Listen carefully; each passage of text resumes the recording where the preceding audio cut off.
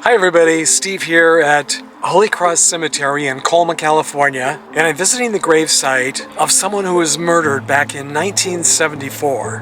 His name is Gerald Cavanagh, and he's just one of a number of victims of one of the most prolific serial killers here in the San Francisco Bay Area. Now, the serial killer was never caught, and that's a story that's just really shocking and hard to believe in itself. But given the time, the 1970s, maybe a little less surprising.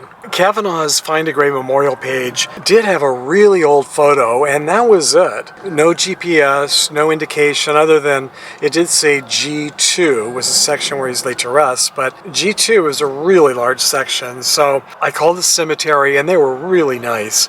They told me exactly what row and what grave, and they told me something I had no idea.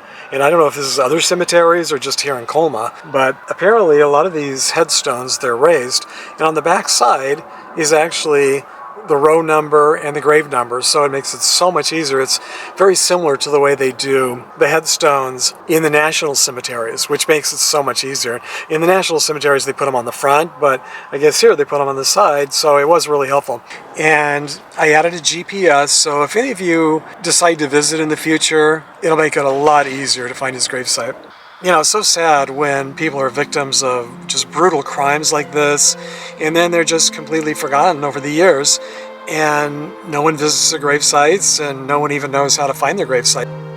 Now, sadly, even though I knew after I spoke to the woman here at the office where Gerald's gravesite is located, I walked right by it twice because his name is so faded over the years that it's almost unreadable, it's almost illegible.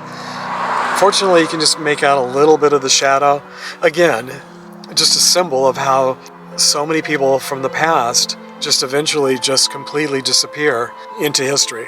So hopefully this won't happen with Gerald, and maybe after this video, someone will see it and figure out a way to purchase a new headstone for him. He definitely deserves to be remembered after being so brutally murdered by a serial killer who was never even caught. Although, from what I've read, it sounds like it is possible that the authorities do know who the serial killer is, but for reasons which I'm going to tell you, they were never able to arrest or convict this serial killer. Gerald was born in Canada, but he died here in San Francisco on January 27th, 1974, at the young age of 50. The serial killer was nicknamed by the press, I guess, the Doodler. So the way he attracted his victims is that he would go to a bar, a gay bar, and on a napkin, apparently he was an artist, he would doodle a little caricature, a picture of the victim, and then present it to the victim. And of course, the soon-to-be victim was impressed. They struck up a conversation, got to know each other a little bit, and then the Doodler, the serial killer, would invite them back to his place, but they never made it. They were usually taken to the beach or a park or somewhere and brutally murdered, and then the Doodler would do it again. There's not a lot of information about this case, surprisingly, but from what I've read, the reason is that because these were gay victims, and this was back in the 1970s when most gay people were still in the closet, forced to be in the closet, and homophobia was rampant. The police were still arresting gay people just for being gay. It wasn't a good time to be gay, and if you happen to be murdered, not that many people really cared. There's certain groups of people, when they happen to be victimized or murdered, where people who would ordinarily be shocked and outraged and want to get to the bottom of it and find the killer kind of look the other way and figure, well, they must have deserved it, or who cares anyway. So that's what happens when you're a minority that people don't particularly care about. Cavanaugh was the first victim of the Black Doodler, but it's believed the Doodler was responsible for at least 6 murders of gay men here in the San Francisco area, and possibly as many as 16 homicides. 3 of his victims survived their assaults. All of the victims were gay white males, and all of them were stabbed multiple times.